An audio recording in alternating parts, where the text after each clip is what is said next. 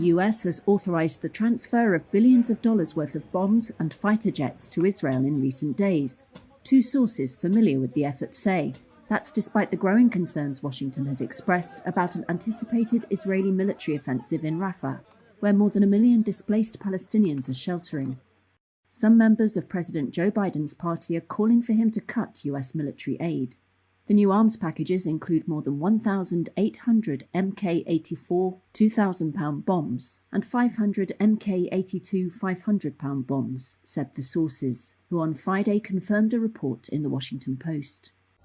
Israel faces strong international criticism over its bombing campaign and ground offensive in Gaza, which had killed at least 32,700 people as of Saturday, according to the health ministry in the Hamas-run enclave.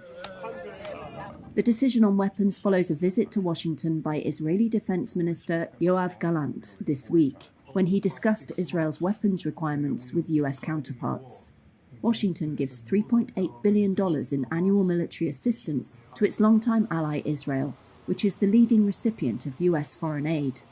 The US has been sending air defenses and munitions, demonstrating how Biden's administration continues to support Israel despite an increasingly public rift with Israeli Prime Minister Benjamin Netanyahu. Some Democrats and Arab American groups have criticized that support and say it gives Israel a sense of impunity. Biden on Friday acknowledged, quote, the pain being felt by many Arab Americans over the war in Gaza and US support for Israel and its military offensive, which was launched after Hamas attacked southern Israel on October 7th, killing 1,200 people. The White House declined comment on the weapons transfers, and the Israeli embassy in Washington did not immediately respond to a request for comment. With Peru's president Dina Boluarte not at home, police bashed down her door.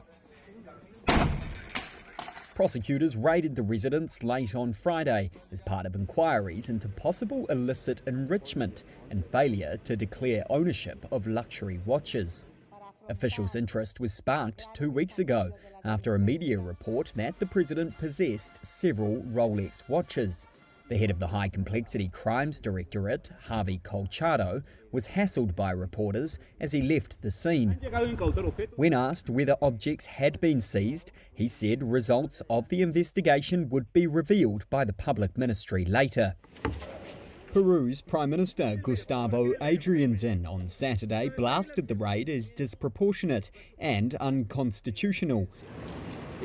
He said Boluarte was inside the government palace and that she would make statements to the prosecutor's office when summoned. Boluarte, in office since December 2022, has acknowledged she owns Rolex watches, but says they were bought with money she earned when she was younger. As reports first surfaced, she pleaded her innocence.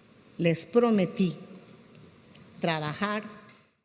promised to work with clean hands. On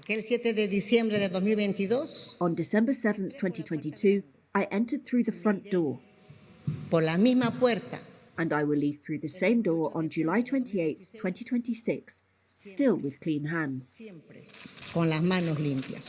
Prosecutors tried unsuccessfully last Wednesday to conduct a check of the watches at the president's office, but her lawyers said there was a clash of diary appointments and sought to reschedule the appointment. The inquiry is the latest in a long line of probes into Peruvian presidents and senior officials.